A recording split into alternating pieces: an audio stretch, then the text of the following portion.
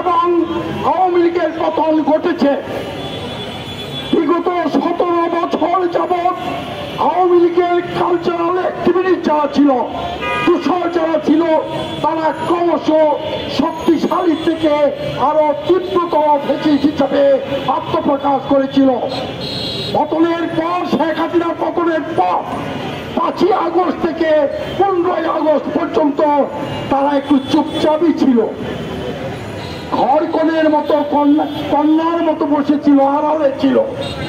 এই আড়ালের শিল্পীরা, কালচারাল অ্যাক্টিভিস্ট যারা ছিল, তুষার যারা ছিল, তারা হঠাৎ করে 15ই আগস্টকে কেন্দ্র করে তারা হঠাৎ করে সোচ্চার হয়ে উঠলেন। উদ্দেশ্য কি? রাজনৈতিকভাবে পরাজিত পতিত আওয়ামী লীগ,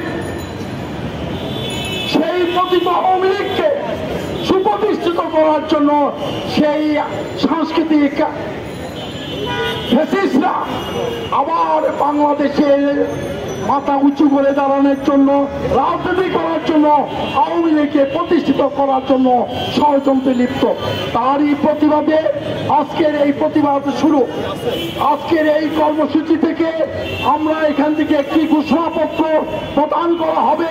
সেই ঘোষণা অনুযায়ী আজকে আমরা শুরু করলাম, কিন্তু যতদিন পর্যন্ত এই সাংস্কৃতিক ফ্যাসিস্টদের বিচারের আওতায় না আনা হবে, বিভিন্ন সংশ্লিষ্ট প্রতিষ্ঠান থেকে তাদেরকে বের করে দেওয়া না হয় এবং বিচারের আওতায় না আনা যায়, ততদিন পর্যন্ত আমাদের আন্দোলন